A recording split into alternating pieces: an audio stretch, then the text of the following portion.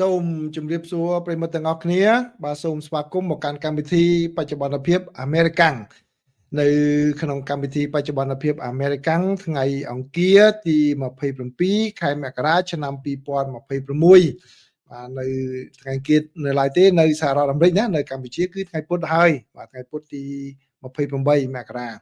ញ្ចឹងនៅក្នុងកម្មវិធីបច្ចុប្បន្នភាពអាមេរិកាំងខ្ញុំសម្រាប់យកព័ត៌មានគឺចំនួន6មកជម្រាបជូនប្រិយមិត្តទាំងអស់គ្នាហើយចុងក្រោយមានទស្សនៈរបស់លោកឆាំងយុផងដែរចឹងដូចជា7អញ្ចឹងព័ត៌មានទី1នេះគឺតកតងជាមួយនឹងបញ្ហាអ៊ុយក្រែនបើតាមការផ្សាយរបស់ Financial Times ហើយទៅបានសារព័ត៌មាននានាយកដកស្រង់ផ្សាយបន្តនោះគឺបានឲ្យដឹងថាសហរដ្ឋអាមេរិករដ្ឋបាលលោកប្រធានាធិបតី Donald Trump បានភ្ជាប់ការធានាសន្តិសុខដល់ប្រទេសអ៊ុយក្រែនទៅនឹងការដែលអ៊ុយក្រែនត្រូវលះបង់ចោលតំបន់ Donbas ទៅឲ្យប្រទេសរុស្ស៊ីនេះបើយោងតាមការបញ្ជាក់ឲ្យដឹងពីមន្ត្រីដែលបានប្រាប់សារព័ត៌មាន Financial Times ប៉ុន្តែមិនទាន់សម្រេចថាតើអ៊ុយក្រែនព្រមឬមិនព្រមនោះទេហើយព័ត៌មានទី2នេះគឺបន្ទាប់ពីមានការបាញ់សម្លាប់បាតកោអស់ចំនួន2នាក់នៅក្នុងទីក្រុង Minneapolis រដ្ឋ Minnesota ឥឡូវនេះខាងគណៈបកប្រជាធិបតេយ្យបានដាក់សម្ពាធឲ្យបណ្ដេញអ្នកស្រីរដ្ឋមន្ត្រីក្រសួងសន្តិសុខមាតុភូមិគឺអ្នកស្រី Kristi Noem ចេញពីតំណែងបើមិនដូច្នេះទេគឺខាងសភានឹងចាប់ផ្ដើមនីតិវិធី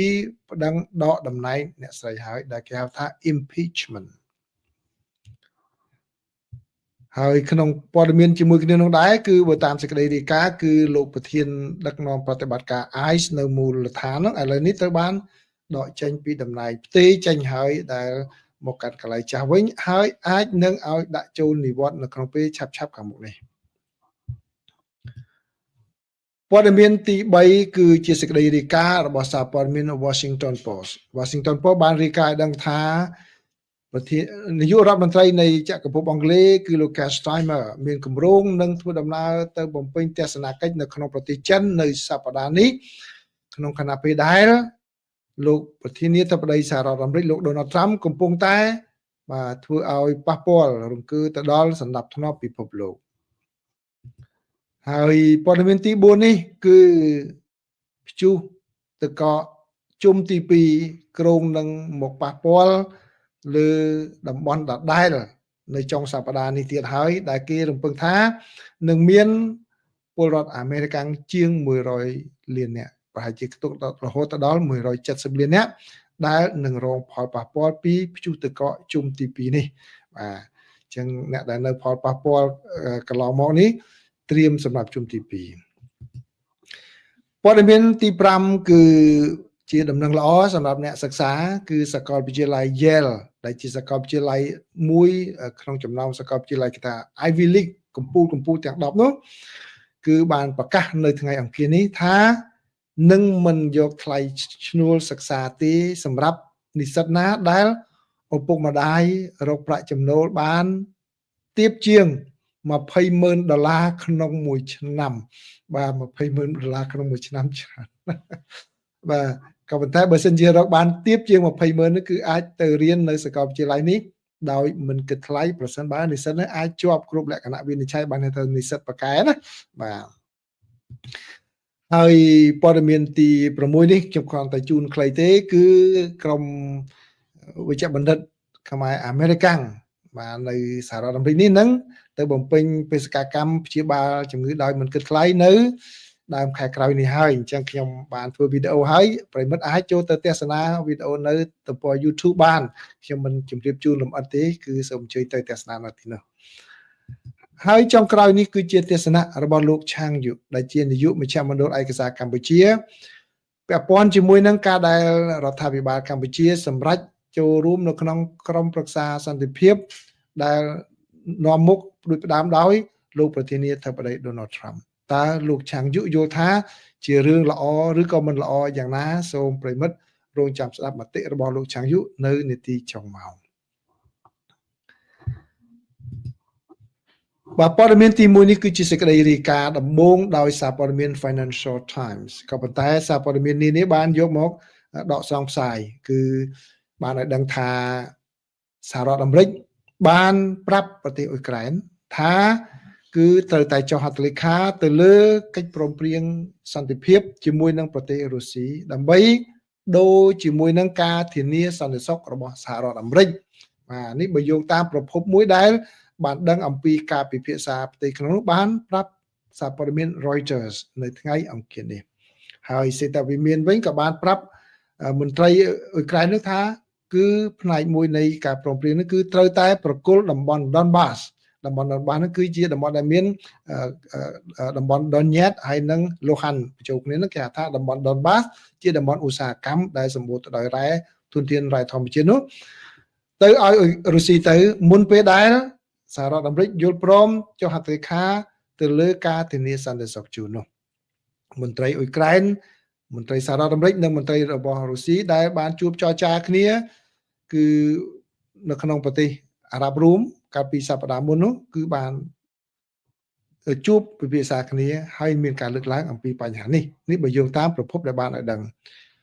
ហើយរុស្ស៊ីនៅពេលនេះគឺកំពុងតែបង្កើនការវាយប្រហារតាមអាកាសកាន់តែខ្លាំងឡើងទៅលើប្រទេសអ៊ុយក្រែនក្នុងរយៈពេលប្រមាណថ្ងៃនេះតែជាការមួយបង្ហាញថារុស្ស៊ីដាក់សម្ពាធដើម្បីឲ្យអ៊ុយក្រែនព្រមចុះហត្ថលេខាលើកិច្ចព្រមព្រៀងដោយសារការវាយប្រហារនេះនៅរដូវក្តៅហើយបានវាយប្រហារចំហេដ្ឋារចនាសម្ព័ន្ធអគ្គិសនីជាច្រើនរបស់អ៊ុយក្រែនដែលធ្វើឲ្យមនុស្សជាច្រើនផ្នែកជាច្រើនដ៏ធំនៅក្នុងប្រទេសអ៊ុយក្រែនគឺមិនមានភ្លើងប្រើប្រាស់ដើម្បីកម្ដៅខ្លួននៅក្នុងពេលដែលអាកាសធាតុនៅទីនោះត្រជាក់ក្រោមសូន្យនោះទេបាទឥឡូវនេះលោកZelensky ដែលជាប្រធានាធិបតីនៃប្រទេសអ៊ុយក្រែនក៏បានប្រាប់ទៅដល់សេតាវិមានវិញថាគឺលោកត្រូវតែសម្រេចបានកិច្ចព្រមព្រៀងមួយជាមួយនឹងរុស្ស៊ីដែលពាក់ព័ន្ធបាទជាមួយនឹងបញ្ហាហ្នឹងបាទប៉ុន្តែលោក Zelensky ទទួលបានព័ត៌មានបែបនេះមែនប៉ុន្តែលោកមិនទាន់បានឆ្លើយតបនៅឡើយទេតាក់ទងជាមួយនឹងការត្រូវចុះហត្ថលេខាលើឯកសារនោះនេះបើយោងតាមសារព័ត៌មាន Financial Times បានរាយការណ៍គឺលោក Zelensky ដឹងអំពីបញ្ហាហ្នឹងគឺសេតាវិមានបានប្រាប់លោក Zelensky ថា Zelensky ត្រូវតែចុះហត្ថលេខាទៅលើបទជុំបាញ់គ្នាកិច្ចព្រមព្រៀងសន្តិភាពប៉ុន្តែបាទត្រូវប្រគល់តំបន់ Donbas ឲ្យទៅរុស្ស៊ីទៅទើបអាចសហរដ្ឋអាមេរិកធានាសន្តិសុខឲ្យបានហើយមន្ត្រីរបស់អ៊ុយក្រែនមួយរូបបានអូនតែថាបើទោះបីជាមានកិច្ចព្រមព្រៀងនៅលើกระดาษក៏ដោយដែលមានការធានាសន្តិសុខនោះគឺសហរដ្ឋអាមេរិកក៏ហាក់ដូចជានៅតែមិនទាន់សម្រេចចិត្តចុងក្រោយនៅក្នុងការចុះហត្ថលេខាឬក៏សម្រេចថាអូខេឯកសារនេះគឺជាឯកសារចុងក្រោយដែលត្រូវអាមេរិកចុះហត្ថលេខាដើម្បីធានាសន្តិសុខឲ្យអ៊ុយក្រែនដែរគឺមន្ត្រីនោះនិយាយថានៅពេលណាដែលនិយាយអំពីការធានាសន្តិសុខហ្នឹងគឺមន្ត្រីរបស់សហរដ្ឋអាមេរិកគឺមិនបានចុះហត្ថលេខាថាព្រមព្រៀងថានឹងចុះហត្ថលេខានោះទេដោយឡែកអ្នកចរចារបស់ខាងវិមានក្រមឡើងវិញគឺលោក Kirill Dmitriev បានបញ្ជាក់ថារុស្ស៊ីពិតជាបានទាមទារឲ្យមានការពិភាក្សាសន្តិភាពហ្នឹងដែលជាការមួយបន្តក្នុងការទាមទាររបស់ខ្លួនក្នុងពេលកន្លងមកគឺឲ្យអ៊ុយក្រែនដកចេញពីតំបន់ Donbas ពីព្រោះអីតំបន់ Donbas នេះគឺជាតំបន់ដែលសម្បូរទៅដោយរ៉ែជូងថ្មធម្មជាតិដែលនៅភាគខាងកើតប្រទេសអ៊ុយក្រែនហើយដែលនៅក្នុងចន្លោះតំបន់ Donetsk ហើយនិង Luhansk ក្នុងសង្គ្រាមរយៈពេលជិត4ឆ្នាំមកនេះគឺរុស្ស៊ីមិនអាចវាយកតំបន់យុទ្ធសាស្ត្របានទាំងអស់នោះទេគឺបានតំបន់ Luhansk ស្ទើរតែទាំងស្រុងក៏ប៉ុន្តែតំបន់ Donbas តំបន់ Donetsk គឺយកបានតែប្រហែលជា 70% ទេនៅ 30% ទៀតគឺនៅតែមិនអាចយកបានទេគេហៅថាជាតំបន់ដែលជាតំបន់ការពារសុវត្ថិភាពយ៉ាងខ្លាំងគឺដូចជាតំបន់ទីក្រុង Kramatorsk Sloviansk Druzhkivka Kostyantynivka ដែលជាតំបន់មួយដែលគេចាត់ទុកថាជាតំបន់ពិបាកវាយទម្លុះដែលធ្វើឲ្យរុស្ស៊ីនៅកៀងហ្នឹងហើយការខិតខំប្រឹងប្រែងរបស់រុស្ស៊ីដើម្បីយកតំបន់Donbasទាំងមូលនេះមិនមែនទើបតែថ្មីនេះទេគឺចាប់តាំងពីឆ្នាំ2014មកម្លេះគឺក្នុងរយៈពេលនេះអស់រយៈពេល12ឆ្នាំហើយដែលមានសង្គ្រាមនៅតំបន់Donbasនោះគឺបើតាមមន្ត្រីរបស់អ៊ុយក្រែនគឺបានន័យថាគាត់បញ្ជាក់ថាបើសិនជាអ៊ុយក្រែនដកចេញពីតំបន់យុទ្ធសាស្ត្រទាំងអស់នោះគឺហាក់ដូចជាបើកច្រកបើកទ្វារមួយឲ្យ រុស្ស៊ីចូលឈានពានតំបន់ដទៃទៀតរបស់អ៊ុយក្រែននៅក្នុងពេលអនាគតអញ្ចឹងក៏ប៉ុន្តែសហរដ្ឋអាមេរិកថាបើអញ្ចឹងទេយកអាតំបន់ដែលអាចរកគ្រោះធ្វើជាតំបន់គ្មានកងទ័ពបាទតំបន់សេដ្ឋកិច្ចសេរីទៅគឺអាចនឹងទប់ទល់ការចូលឈានពានរបស់រុស្ស៊ីបានក៏ប៉ុន្តែមន្ត្រីម្នាក់ដែលជាអតីតជាទីប្រឹក្សារបស់រដ្ឋាភិបាលនៅសហភាពអឺរ៉ុបក៏បាននិយាយប្រាប់សារព័ត៌មានទស្សនាវដ្តី The Times Magazine ថាគឺក្នុងពេលកន្លងមកគឺខាងមន្ត្រីរបស់អ៊ុយក្រែនគាត់បានសម្ដែងការព្រួយបារម្ភថាទីរឿងបកគលតំបន់ Donbass ទៅឲ្យរុស្ស៊ីនឹងតិចលោកប្រធានាធិបតី Donald Trump បានព្រមព្រៀងគ្នាជាមួយនឹងរុស្ស៊ីតាំងពីពេលដែលជួបគ្នានៅរដ្ឋ Alaska តាំងពីខែសីហាកន្លងមកទីហ្នឹងក៏ប៉ុន្តែមន្ត្រីនោះបាននិយាយថាមិនមែនជាការពិតទេប្រហែលជាមិនអញ្ចឹងទេបាទឥឡូវនេះគឺបើយោងតាមការវិវត្តថ្មីមួយទៀតនេះគឺខាងរុស្ស៊ីហ្នឹងគឺនៅបន្តវិប្រហារទៅលើរថភ្លើងមួយបាននៅថ្ងៃនេះតែម្ដងទៅលើរថភ្លើងមួយដែលដឹកអ្នកដំណើរប្រមាណជា200នាក់នៅក្នុងនោះហើយបានបណ្ដាលឲ្យមនុស្សចំនួន3នាក់បានស្លាប់បាត់បង់ជីវិតហើយនឹងមនុស្សចំនួន4នាក់ទៀត4នាក់ឥឡូវនេះឡើងដល់4នាក់ហើយអ្នកស្លាប់នោះគឺឡើងដល់4នាក់ហើយ4នាក់ស្លាប់បាត់បង់ជីវិតនិង4នាក់ទៀតបានបាត់ខ្លួននៅពេលដែលរថភ្លើងនោះបានបើកនៅតំបន់ភាគខាងកើតនៃទីក្រុងខាគីវបាននៅថ្ងៃអង្គារហើយខាងមន្ត្រីរបស់អ៊ុយក្រែនក៏បានឲ្យដឹងដែរថានៅឯកំពង់ផែអូដេសាវិញក៏រុស្ស៊ីបើកការវាយប្រហារយ៉ាងខ្លាំងផងដែរទៅលើនៅទីនោះគឺការវាយប្រហារនេះគឺដោយ drone គឺវាយប្រហារទាំងយប់តែម្ដងហើយនឹងគឺបណ្ដាលឲ្យមានមនុស្ស3នាក់នៅទីនោះស្លាប់បាត់បង់ជីវិតបាទនេះគឺជារឿងវិវត្តមួយនៅក្នុងប្រទេសអ៊ុយក្រែនដែលតាក់ទងជាមួយនឹងកិច្ចព្រមព្រៀងសន្តិភាពដែលសហរដ្ឋអាមេរិកខិតខំជួយសម្របសម្រួលក៏ប៉ុន្តែប្រហែលជាអ៊ុយក្រែនមិនទទួលយកនៅអ្វីដែលខាងសហរដ្ឋអាមេរិកខិតខំដាក់សម្ពាធនោះទេព័ត៌មានទី2នេះគឺជាសេចក្តីរាយការណ៍របស់សារព័ត៌មាន Time Magazine បានបង្ហាញថាខាងគណៈបកប្រជាធិបតេយ្យឥឡូវនេះកំពុងតែដាក់សម្ពាធកាន់តែខ្លាំងឡើងឲ្យអ្នកស្រី Kristi Noem ដែលជារដ្ឋមន្ត្រីក្រសួងសន្តិសុខមាតុភូមិដែលស្មើនឹងនៅប្រទេសកម្ពុជាថាក្រសួងមហាផ្ទៃណាឲ្យចុះចេញពីតំណែងដោយលោកប្រធានសម្លេងភាគតិចនៅខាងរដ្ឋសភារបស់សហរដ្ឋអាមេរិកគឺលោក Hakeem Jeffrey បានផ្ដល់អាសន្នប័ត្រទៅដល់លោកប្រធានាធិបតី Donald Trump ថាសូមបណ្ដេញអ្នកស្រី Kristi Noem ជាបន្ទាន់បើមិនចឹងទេគឺខាងគណៈបកប្រជាធិបតេយ្យនឹងចាប់ផ្ដើមដំណើរការប្តឹងដកតំណែងអ្នកស្រីហើយទៅតាមច្បាប់ពីព្រោះលោកបានព្រមានថាអំពើហិង្សាដែលបានកើតមានឡើងចំពោះពលរដ្ឋអាមេរិកដែលក្រោមការគ្រប់គ្រងរបស់អ្នកស្រីនោះគឺជារឿងមួយដែលមិនដឹងថាវានឹងចប់ពេលណាដូច្នេះលោកថាត្រូវតែបញ្ចប់តែម្ដងគឺលោកថាយើងអាចបញ្ចប់រឿងនេះដោយតាមវិធីស្រួលបានន័យថាត្រូវដកអ្នកស្រីចេញដោយអំណាចប្រធានាធិបតីឬក៏តាមវិធីដ៏លំបាកគឺយកការប្តឹងផ្តល់តាមផ្លូវសភាជាតិ impeachment ពេលហ្នឹងគឺនឹងទៅដំណើរការខាតពេលវេលាខាតអីច្រើនដែលអ្នកស្រីទៅមកឆ្លើយច្រើនហើយនឹងវាជារឿងមួយអាចផ្សព្វផ្សាយទូលំទូលាយនៅលើកំហុសដែលមានក្នុងពេលកន្លងមកគឺបើកឲ្យសាធារណជនបានដឹងជាច្រើនសេចក្តីថ្លែងការណ៍របស់លោក Jeffrey នេះគឺកើតមានឡើងក្រោយពីមានការអំពាវនាវជាថ្មីម្ដងទៀតឲ្យអ្នកស្រីចុះចេញពីតំណែងឬក៏ដកអ្នកស្រីចេញពីតំណែងនេះក្រោយពីមានការបាញ់សម្លាប់ពលរដ្ឋអាមេរិក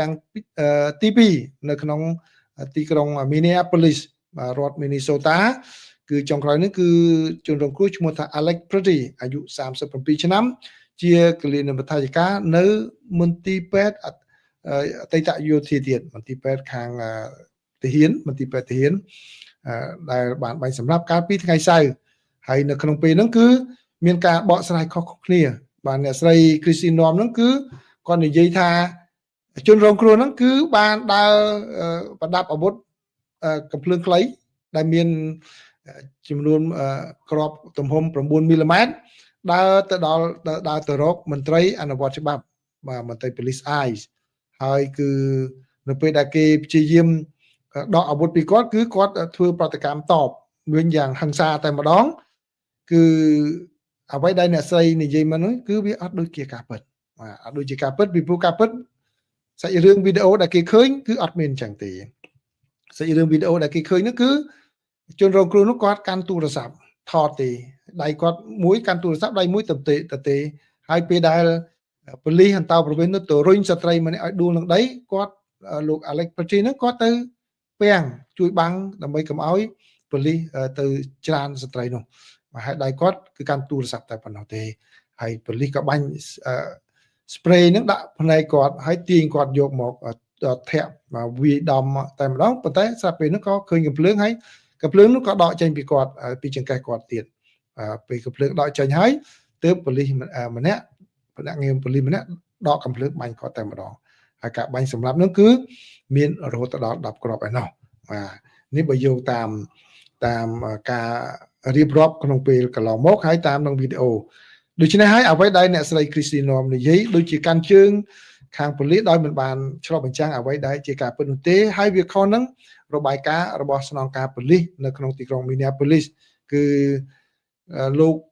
ស្នងការប៉ូលីសលោក Brian O'Hara លោកបាននិយាយថាគាត់អត់មានឃើញភស្តុតាងណាដែលបង្ហាញថាមានការយកកំភ្លើងមកសម្ញែងឲ្យប៉ូលីសឃើញនោះទេអត់មានឃើញកំភ្លើងមានអីទេគឺនៅពេលហ្នឹងគឺគេសង្កត់ជនរងគ្រោះហ្នឹងចុះដល់ដីតែម្ដងបាទនេះបើយោងតាមវីដេអូដែលគាត់បានឃើញហើយពេលហ្នឹងគឺគេរកឃើញកំភ្លើងនៅពេលដែលសង្កត់ដល់ដីហើយគេដកកំភ្លើងចេញពីគាត់ហើយមុនហ្នឹងមន្ត្រីប៉ូលីសទាំងអស់នោះបាញ់អញ្ចឹងដូច្នេះបានន័យថាគ្រោះថ្នាក់ហ្នឹងវាអត់មានតទៅទៀតទេបាទហើយទន្ទឹមនឹងគ្នានោះដែរគឺអ្នកដែលបាននិយាយមុនគេនេះគឺលោកប្រធានខាងប៉ូលីសអន្តោប្រវេសន៍ប៉ូលីសអន្តោប្រវេសន៍បាននិយាយដូចនេះមុនគេដែលធ្វើឲ្យមានការនិយាយតគ្នាបាទឥឡូវនេះគឺលោក Gregory Bovino បាទលោកម្នាក់នៅក្នុងរូបហ្នឹងដែលជាអ្នកដឹកនាំប្រតិបត្តិការប៉ូលីសអន្តោប្រវេសន៍នៅតាមរដ្ឋជាច្រើននេះឥឡូវនេះតាមសេចក្តីរាយការណ៍មកគឺប្រភពនានាបានបញ្ជាក់ថាលោកត្រូវបានផ្លាស់ចេញពីតំណែងបាទហើយមកកន្លែងចាស់របស់លោកនៅខាងរដ្ឋ California នេះវិញហើយត្រៀមនឹងចូលនិវត្តន៍ផងដែរដើម្បីបន្ធូរបន្ថយកម្ដៅលើបញ្ហានេះបាទនេះគឺជាព័ត៌មានទី2ណាបាទអញ្ចឹងប្រិមិត្តដែលមានអ៊ីនធឺណិតហ្នឹងអាចទៅមើល YouTube ពីរឿងនឹងបន្តទៀតផងដែរឥឡូវនេះគឺតើបញ្ចប់ត្រឹមអ្នកស្រី Christy Norm ចុះចេញពីតំណែងឬយ៉ាងណាបើតាមសេចក្តីរាយការណ៍ឲ្យដឹងថាកាលពីយប់ថ្ងៃច័ន្ទគឺអ្នកស្រីបានជួបជាមួយនឹងលោកប្រធានាធិបតី Donald Trump រហូតដល់2ម៉ោងហើយនោះនៅសេតាវិមានដែលមិនដឹងជាលទ្ធផលយ៉ាងណាទេក៏ប៉ុន្តែបើតាមក្រោយពីកិច្ចប្រជុំនេះអ្នកសារព័ត៌មានបានសួរលោកប្រធានាធិបតី Donald Trump លោកនៅតែសម្ដែងការគាំទ្រការងាររបស់អ្នកស្រី Christy Norm ដដែល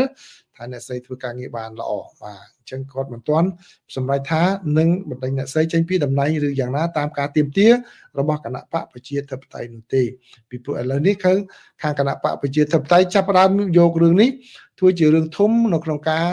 ទាមទារឲ្យបិទរដ្ឋាភិបាលបន្ថែមម្ដងទៀតហើយដែលចាប់ផ្ដើមនៅ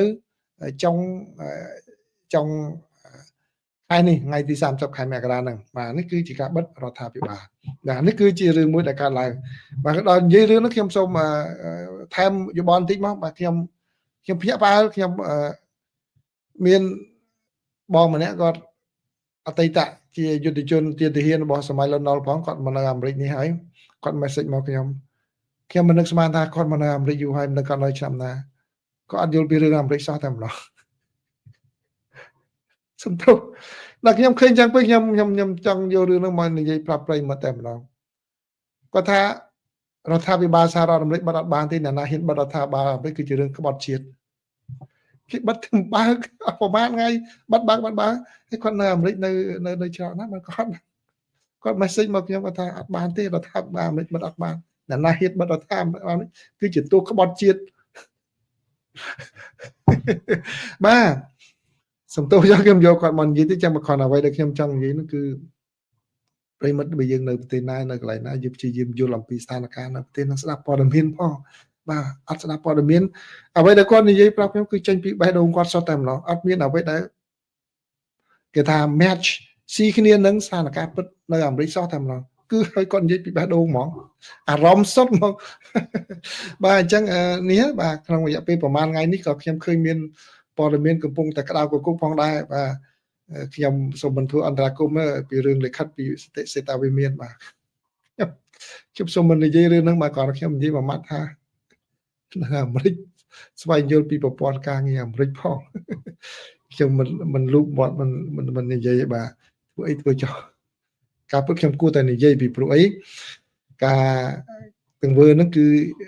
ឈានមកដល់ទង្វើមួយដែលបង្ខូចបង្កាច់សហរដ្ឋអាមេរិកបាទដែលខ្ញុំគួរតែចេញការពារក៏ប៉ុន្តែខ្ញុំសូមមិននិយាយចុះណាធ្វើអីបាទធ្វើស៊ូមមានអ្នកកាត់ឃ្លីបមកចំណុចហ្នឹងយកទៅនិយាយហ្នឹងខ្ញុំកុំភ្លេចអាកតុយផងខ្ញុំថាខ្ញុំមិននិយាយទេអ្នកណាធ្វើអីធ្វើទៅបាទគាត់ខ្ញុំសើចខ្ញុំអស់ស្នាដៃដែរគឺហួចចិត្តដែរបាទព័ត៌មានទី3នេះគឺជាសេចក្តីរាយការណ៍របស់ Washington Post បាទសេចក្តីរាយការណ៍របស់ Washington Post នោះគឺបានឲ្យដឹងថាក្នុងខណៈពេលដែលលោកប្រធានាធិបតី Donald Trump ខិតខំធ្វើឲ្យមានការរៀបចំនៅសម្ដាប់ធ្នាប់ពិភពលោកមានភាពច្របូកច្របល់ខ្លាំងនោះគឺឥឡូវនេះនាយករដ្ឋមន្ត្រីនៃចក្រភពអង់គ្លេសគឺមានគម្រោងនឹងទៅទីក្រុងប៉េកាំងដើម្បីជួបប្រជុំការងារនេះផងដែរបើយោងតាមសេចក្តីរាយការណ៍របស់ខាងសារព័ត៌មាន Washington Post គឺលោក Keir Starmer ដែលជានាយករដ្ឋមន្ត្រីនៃចក្រភពអង់គ្លេសគឺមានគម្រោងនឹងទៅធ្វើទស្សនកិច្ចនៅក្នុងប្រទេសចិននៅសប្តាហ៍នេះបាទគឺក្នុងគោលបំណងធ្វើយ៉ាងណាឲ្យមានការទំនាក់ទំនងជាដៃគូមួយដែលផ្អែកទៅលើអ្វីដែលជាការពិតហើយនឹងមានលក្ខណៈស៊ីសង្វាក់គ្នាជាមួយនឹងទីក្រុងប៉េកាំងក្នុងខណៈពេលដែលគឺមហាអំណាចទាំងពីរនេះនៅកំពុងតែថ្លឹងថ្លែងឡើងវិញនៅផលប្រយោជន៍របស់ខ្លួនបាទក្នុងខណៈពេលដែលសម្ដាប់ធ្នាប់ពិភពលោកកំពុងតែមានភាពមិនស្ថិរភាពមកមានភាពឡើងចុះនោះហើយគឺក្នុងពេលជាមួយគ្នាដែរបើតាមការសរសេររបស់ Washington Post ក៏ប្រាប់ថា unpredictable administration in Washington គឺបានន័យថា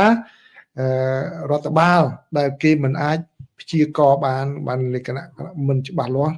unpredictable មិនអាចព្យាករបាននៅក្នុងរដ្ឋធានី Washington ដំណើរទស្សនកិច្ចរបស់លោក Keir Starmer នឹងមានរយៈពេល3សប្តាហ៍ណាដើម្បីពិភាក្សាគ្នាជាមួយនឹងខាងចិនហ្នឹងគឺចាប់តាំងពីលោក Keir Starmer ឡើងជានាយករដ្ឋមន្ត្រីនៅខែកក្កដាឆ្នាំ2024មកគឺនេះជាលើកទី1ហើយដែលលោកធ្វើដំណើរទៅប្រទេសចិនហើយតាមសេចក្តីរាយការណ៍គឺការធ្វើដំណើរនេះអាចនឹងធ្វើឲ្យលោកប្រធានាធិបតី Donald Trump លោកមានការខឹងសម្បាផងដែរបាទពីព្រោះអីលោកបានខឹងសម្បាជាមួយនឹងប្រទេសកាណាដាកាលពីថ្ងៃសៅរ៍កន្លងមកហើយគឺគម្រាមកំហែងថានឹងយកពន្ធគយរហូតដល់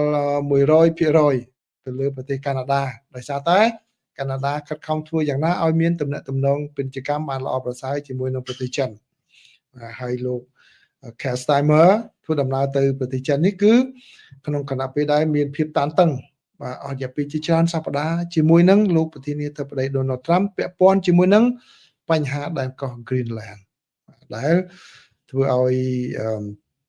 មេដឹកនាំនៃមហាអំណាចទាំងពីរនេះមានការរអាក់រអួលរកម្មរកូននឹងគ្នាដោយមើលមុខគ្នាមិនត្រង់ដោយសារតែលោក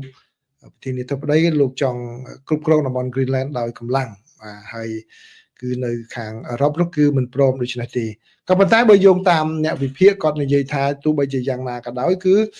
ចក្រភពអង់គ្លេសគឺគាត់នៅមានការប្រយ័ត្នប្រយែងបាទបើទោះបីជាទាំងចក្រភពអង់គ្លេសក្តីអឺរ៉ុបក្តីហាក់ដូចជាមានការមួយរកម្មរកូលចិត្តជាមួយនឹងក្រុង Washington ក៏ប៉ុន្តែក៏មិនទាន់ហ៊ានរាប់អានជាមួយចិនយ៉ាងល្អល្អនោះដែរគ្រាន់តែចាត់ទុកថាវាជារឿងការពិតតែលក្ខណៈយុទ្ធសាស្ត្រដែលត្រូវតែគ្របដណ្ដប់គ្រប់គ្រងស្ថានភាពជាមួយនឹងចិនហើយគឺនេះជាអ្វីដែលលោក Kerry Brown ដែលជាសាស្ត្រាចារ្យនៅសាកលវិទ្យាល័យ London បាននិយាយថាគឺជាអ្វីដែលចក្រភពអង់គ្លេសខិតខំដើម្បីស្វែងរកជំរើសក្រៅពីសហរដ្ឋអាមេរិកនេះគឺជាការវិវត្តមួយគួរឲ្យចាប់អារម្មណ៍មួយទៀតផងដែរណាបាទ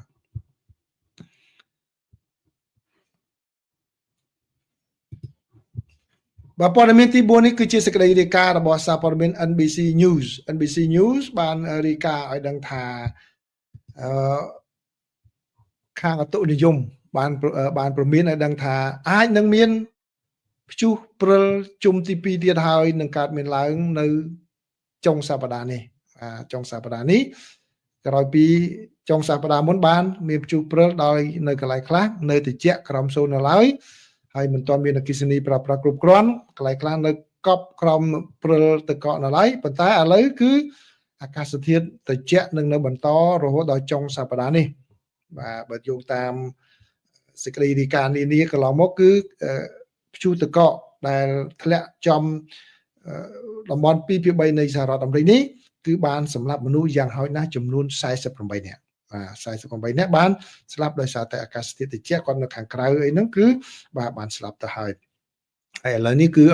គេកំពុងតែត្រៀមរៀបចំសម្រាប់ការមកដល់នៃព្យុះទឹកកកជុំទី2ផងដែរអញ្ចឹងប្រិមិត្តមួយចំនួនដែលនៅតំបន់ហ្នឹងគឺសូមមេត្តាព្យាប្រយ័ត្នខ្លួនណាបាទគឺ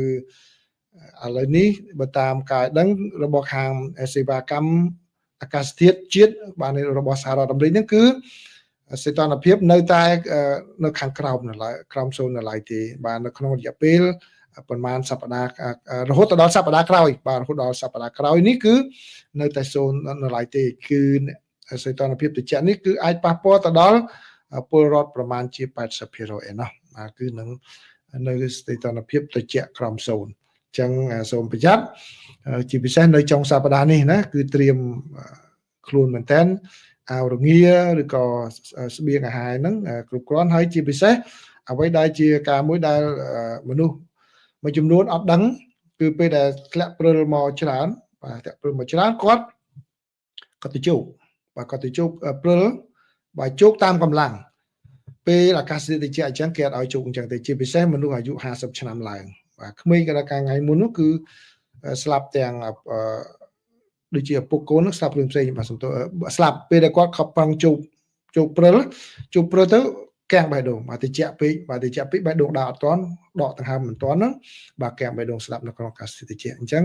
ពេលដែលជោគហ្នឹងគឺក្បួនគេគឺជោគកុំជោគបខំពេកបាទជោគតាមសម្រួលហត់សម្រាប់អាហ្នឹងទី1ទី2មួយទៀតដែលគួរប្រយ័ត្នដែរហ្នឹងគឺរថយន្តបាទពេលដែលរថយន្តយើងទៅខាងក្រៅ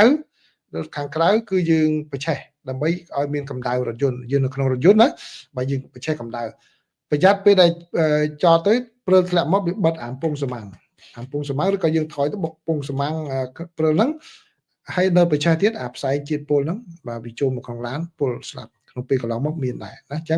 ងប្រយ័ត្នប្រយែងមែនតើជាពិសេសអ្នកដែលអាយុ50ឆ្នាំឡើងហ្នឹងគឺយើងមិនក្មេងដូចមុនទៀតទេកម្លាំងមានក៏ប៉ុន្តែអាកាសធាតុវាត្រជាក់វាអាចនឹងផ្ដាច់គេថាកាច់សុខភាពយើងវិញបានអញ្ចឹងប្រយ័ត្នមែនតើណា48នាក់ហើយបានស្លាប់បាត់បង់ជីវិតដោយសារតែអាកាសធាតុត្រជាក់ប្រហែលថ្ងៃមុននេះព័ត៌មានទី5នេះជាដំណឹងល្អមួយសម្រាប់អ្នកនៅសហរដ្ឋអាមេរិកហើយនៅមានកូននៅកំពុងតែសិក្សានៅឡើយបាទកំពុងសិក្សានៅឡើយគឺបើតាមការប្រកាសរបស់សាកលវិទ្យាល័យ Yale ប្រិមិត្តដែលនៅខាងក្រៅប្រទេសគឺចូលក្នុងប្រភេទ Ivy League គឺសាកលវិទ្យាល័យដែលល្បីធំកំពូលរបស់សហរដ្ឋអាមេរិកហ្នឹងបានសាកលវិទ្យាល័យ Yale ហ្នឹងគឺឥឡូវគាត់ប្រកាសថាអ្នកណាដែលមានឪពុកម្ដាយរកប្រាក់ចំណូលបាទប្រាក់ខែហ្នឹងបានក្រោម$200,000ក្រោម200,000ណាបាទក្នុងមួយឆ្នាំគឺឲ្យកូននឹងរៀនបកាអាចចូលរៀននៅសាកលវិទ្យាល័យ Yale បានដោយមិនបង់ថ្លៃការសិក្សានោះទេសម្រាប់និស្សិតដែលចុះឈ្មោះចូលរៀនថ្មីចាប់ពីរដូវស្លឹកឈើជ្រុះនេះតទៅអញ្ចឹងអ្នកណាដែលបានកន្លែងហ្នឹងហើយក៏មានអ្នកដែលនឹងគឺមិនបង់ថ្លៃការសិក្សាណាបាទមិនបង់ថ្លៃការសិក្សាទេហើយអ្នកដែលមានចំណូលក្រោម10,000បាទ10,000ក៏បានទទួលការមិនយកថ្លៃទៅលើ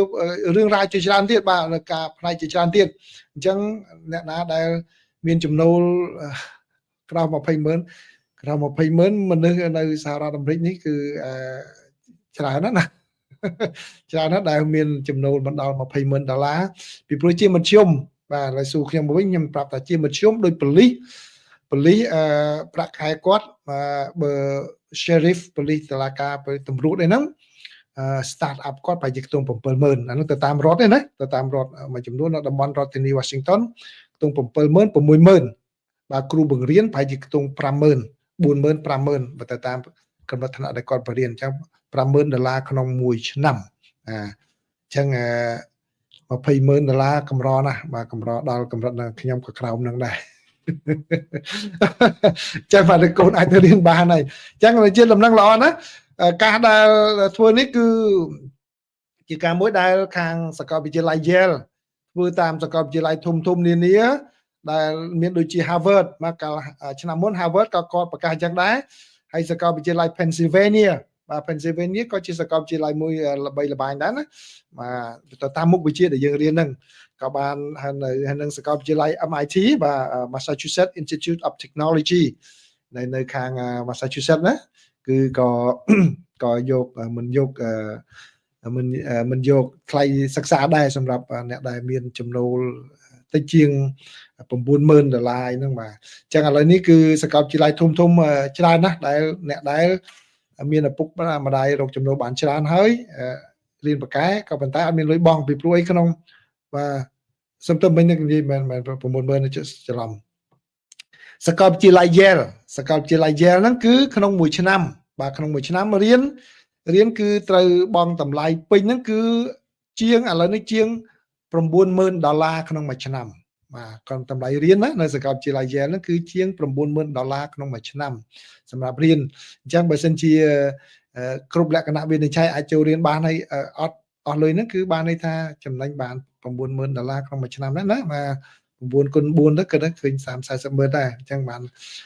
ជាសាកលវិទ្យាល័យមួយចេញមកគឺល្បីគេល្អណាស់បាទល្អអញ្ចឹងនេះជាដំណឹងល្អសម្រាប់ពលរដ្ឋខ្មែរអាមេរិកនៅសហរដ្ឋអាមេរិកយើងនេះហើយព័ត៌មានទី6ព័ត៌មានទី6ប្រិមិត្តប្រហែលជាបានសំទោបានសិក្សាសំទោខ្ញុំដាក់នេះតិចមកអូចេះបាទខ្ញុំចុចច្រឡំអូខេសូមធ្វើចេះអូខេឥឡូវចេះសូមចាំផ្លែតណាមកចាំផ្លែតចឹងហើយម្នាក់ឯងបើមានជំនួយការទៅគឺអាចនឹងជួយបានណាអូខេចេះអូខេបាទឥឡូវនេះព័ត៌មានទី6នេះគឺក្រុមវិជ្ជបណ្ឌិតខ្មែរអាមេរិកហើយអាមេរិកផ្សេងទៀតក៏បានដែរប៉ុន្តែក្រុមការដឹកនាំរបស់សមាគមវិជ្ជបណ្ឌិតសុខាភិបាលខ្មែរនៅសហរដ្ឋអាមេរិកនេះគឺគាត់នឹងដឹកនាំបេសកកម្មមួយទៅបំពេញបេសកកម្មនៅប្រទេសកម្ពុជាដោយផ្ដល់ការព្យាបាលដោយមិនគិតថ្លៃណាចាប់ពីថ្ងៃទី9ដល់14ខែកុម្ភៈហ្នឹងនៅមន្ទីរពេទ្យបង្អែកខេត្តកំពតអញ្ចឹងឥឡូវនេះខ្ញុំបានធ្វើវីដេអូហ្នឹងហើយប្រិយមិត្តអាចទៅមើលក្នុងវីដេអូបានប៉ុន្តែឥឡូវខ្ញុំសូមដកស្រង់សម្ដីរបស់លោកតាន់សុងតាន់ដែលជាប្រធានសមាគមនឹងតិចគាត់និយាយអំពីបេសកកម្មហ្នឹងបាទអញ្ជើញទាំងអស់គ្នាបើអាចទៅបានទៅចូលរួមអូខេដល់នេះមុនលើនេះយើងទៅខេត្តកំពតហើយយើងចុះទៅកំពង់ត្រាយផងទៅស្រុកឈូកផងហើយយើងមានកម្មវិធីពិសេសលើកទី1ដែលយើងមានក្រុមទៅវះបេះដូងកូនក្មេងនៅសហការជាមួយមន្ទីរពេទ្យកុមារជាតិបាទអញ្ចឹងគឺមានវះបេះដូងណាវះបេះដូងកុមារលើកទី1មិនដែលមានទេណាអញ្ចឹងកុមារណាមានបញ្ហាបេះដូងហ្នឹងគឺតាក់ទងទៅមន្ទីរពេទ្យកុមារជាតិពីព្រោះក្រុមគ្រូពេទ្យទៅដល់គឺគាត់ទទួលតាមការសម្រេចរបស់មន្ទីរពេទ្យកុមារជាតិហ្នឹងថាអ្នកណាមិនគេពិនិត្យសុខភាពអីមិនក្រុមគ្រូពេទ្យនេះទៅវះកាត់តែម្ដងអញ្ចឹងនៅខេត្តកំពតណាមន្ទីរពេទ្យបង្អែកខេត្តកំពតអញ្ចឹងនេះជាសារមួយទៀតផងដែរអំពីនីវរបស់លោកប្រធានសមាគមដែលទៅដឹកនាំក្រុមការងារនេះទៅណាឬអីទេនយោបាយឬក៏សាសនាអ្នកណាទៅអូខេសំទោសនេះខ្ញុំសូមអញ្ជើញទាំងអស់គ្នាបើអាចទៅបានទៅចូលរួមគឺថាយើងអត់រើសអើអីទេនយោបាយឬក៏សាសនាអ្នកណាទៅគឺ ទៅបានមុនគឺយើងព្យាបាលមុនគេឲ្យលេខណាគឺថាដោយយុត្តិធម៌ដូច្នេះយើងទាំងអស់គ្នានាំពំសេចក្តីស្នេហារបស់យើងពីខ្មែរអាមេរិកកាំងដែលនៅទីក្រុង Long Beach ក៏ដូចនៅក្នុងប្រទេសអាមេរិកទាំងអស់ថាពួកយើងមិនភ្លេចកំណើតរបស់យើងទេកំណើតរបស់យើងនៅស្រុកយើងចង់ទៅជួយស្រុកយើងគឺខ្មែរជួយខ្មែរក៏ប៉ុន្តែយើងក៏បាននាំបរទេសច្រើនណាស់គ្រប់ជាតិសាសន៍មានអាមេរិកកាំងសមានជនជាតិអាស៊ីមានអីមកជួយយើងទាំងអស់បបួលមិត្តភ័ក្តិអ្នកសហការីទាំងអស់គ្នាមកជួយយើងដើម្បីរួមគំនិតរួមកម្លាំងដើម្បីជួយដល់ជាពលរដ្ឋខ្មែរយើងដែលក្រីក្រដែលត្រូវការសេចក្តីសេវារបស់យើងបាទអញ្ចឹងប្រិមិត្តកុំភ្លេចណានឹងទទួលការព្យាបាលណាទទួលការព្យាបាលដោយមិនគិតថ្លៃនឹងយកថ្នាំបាទយកថ្នាំដែលគាត់រៀបចំដោយមិនគិតថ្លៃយកទៅចែកជូនអ្នកខ្លះដូចថាមញោបចិត្តអីហ្នឹងបាទត្រូវការពាក់វ៉ែនតាដើម្បីអានអក្សរអីហ្នឹងក៏មានការចែកវ៉ែនតាហ្នឹងដោយមិនគិតថ្លៃដែរបាទវ៉ែនតាល្អពីសហរដ្ឋអាមេរិកនេះក៏យកទៅដែរអញ្ចឹងទៅដល់ហ្នឹងណាបាទខ្ញុំក៏បានចូលរួមចំណែកខ្លះដែរអញ្ចឹងទទួលកាដូពីខ្ញុំផងដែរបាទអញ្ចឹងជាគេថាជាទឹកចិត្តរបស់ពលរដ្ឋខ្មែរយើងនៅសហរដ្ឋអាមេរិកនេះហើយនឹងមិត្តភ័ក្តិរបស់យើងអាមេរិកកាំងហ្នឹងគាត់ចូលលុយចូលកាក់ច្រើនតាមរយៈការរៀនអង្គាសហើយពីការហ្នឹងអញ្ចឹងកុំភ្លេចទៅមើលវីដេអូដែលខ្ញុំបានធ្វើជូនដាក់នៅក្នុងខ្ទង់វីដេអូណាមិនមែននៅក្នុង live ទេបាទអញ្ចឹងឥឡូវចុងក្រោយនេះគឺជាឧត្តមគតិរបស់លោកឆាងយុនាយកមជ្ឈមណ្ឌលឯកសារកម្ពុជាពាក់ព័ន្ធជាមួយនឹងការដែលប្រទេសកម្ពុជាបានសម្រេចចូលរួមនៅក្នុងក្រុមប្រឹក្សា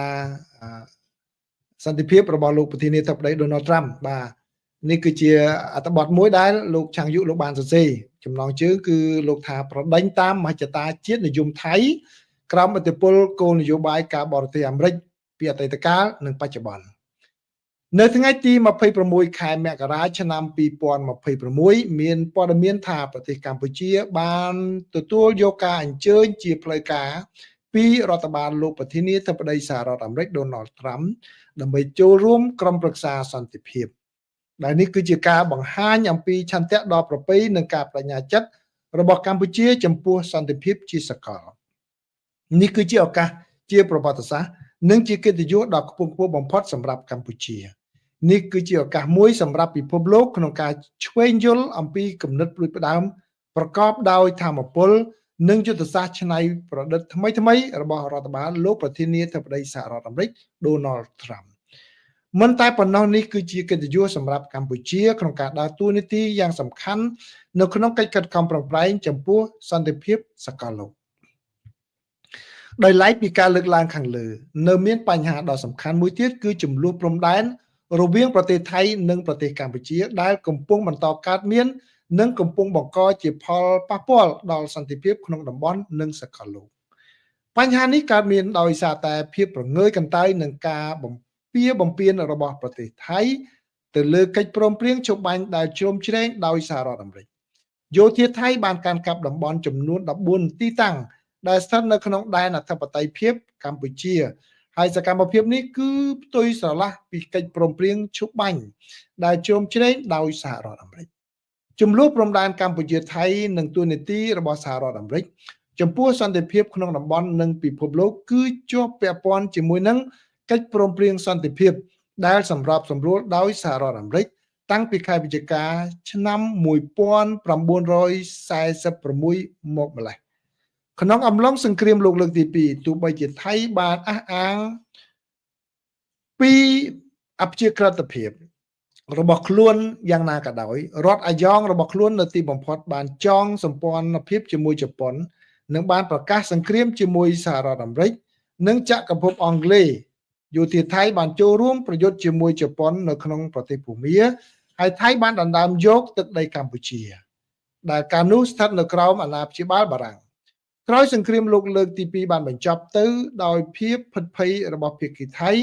រដ្ឋាភិបាលថៃត្រូវបានតម្រូវឲ្យប្រគល់ទឹកដីកម្ពុជាដែលខ្លួនបានដណ្ដើមយកពីអាណាព្យាបាលបារាំងត្រឡប់មកឲ្យកម្ពុជាវិញជំពូកនៃប្រវត្តិសាស្ត្រនេះមានសារៈសំខាន់ណាស់ ព្រោះមានចំណុចស្រដៀងគ្នាច្រើនជាមួយនឹងបរិបទបច្ចុប្បន្នប្រទេសថៃបានដណ្ដើមកាន់កាប់យ៉ាងហោចណាស់ជាបណ្ដោះអាសន្នលើទឹកដីកម្ពុជាដោយប្រើប្រាស់កម្លាំងយោធាដោយសកម្មភាពនេះបានរំលោភលើស្មារតីនៃកិច្ចព្រមព្រៀងឈប់បាញ់ដែលជ្រោមជ្រែងដោយសហរដ្ឋអាមេរិកសកម្មភាពនេះមិនមែនធ្វើឡើងដើម្បីផលប្រយោជន៍សន្តិភាពនោះទេប៉ុន្តែគឺដើម្បីមហិច្ឆតាជាតិនិយមថៃទៅវិញទេទន្ទឹមនឹងនេះដែរខណៈពេលដែលប្រទេសថៃត្រូវបានអញ្ជើញឲ្យចូលរួមក្នុងក្រុមប្រឹក្សាសន្តិភាពពីរដ្ឋបាលលោកប្រធានាធិបតីសហរដ្ឋអាមេរិកដូណាល់ត្រាំនាយករដ្ឋមន្ត្រីថៃលោកអនុทิនឆាន់វីរកុលបែរជាបន្តបង្អាប់គំនិតព្រួយផ្ដើមនេះថាគ្រាន់តែជារឿងមិនសូវចាំបាច់ផូរផង់មួយហើយរដ្ឋាភិបាលថ្មីរបស់ថៃអាចទទួលយកសំណើនេះបានលុះត្រាតែក្រុមប្រឹក្សានេះអាចនាំមកនៅផលប្រយោជន៍ប្រសើរបំផុតសម្រាប់ប្រជាជាតិថៃមានចំណុចស្រដៀងគ្នាជាច្រើនរវាងអេរយាប័តរបស់រដ្ឋាភិបាលថៃនាពេលបច្ចុប្បន្ននិងនាពេលអតីតកាលដែលហាក់ដូចជាបានកន្លងទៅជាយូរមកហើយនេះក្នុងអំឡុងពេលនេះនិងក្រោយពេលសង្គ្រាមលោកលើកទី2ប្រទេសថៃបានព្យាយាមជំរុញផលប្រយោជន៍ជាតិរបស់ខ្លួនដោយធ្វើឲ្យប៉ះពាល់ដល់ផលប្រយោជន៍ក្នុងតំបន់និងពិភពលោកហើយក្នុងអំឡុងពេលសប្តាហ៍នេះទង្វើរបស់ប្រទេសថៃក៏មិនខុសប្លែកគ្នាពីទង្វើអតីតកាលដែររដ្ឋបាលលោកប្រធានាធិបតីសហរដ្ឋអាមេរិកដូណាល់ត្រាំគួរតែទាមទារឲ្យប្រទេសថៃទទួលខុសត្រូវនៅអ្វីដែលខ្លួនបានយល់ស្របក្នុងកិច្ចព្រមព្រៀងជប់បាញ់ដោយទៅនឹងការដែលសហរដ្ឋអាមេរិកតម្រូវឲ្យភាគីថៃអនុវត្តទៅតាមការយល់ស្របរបស់ខ្លួន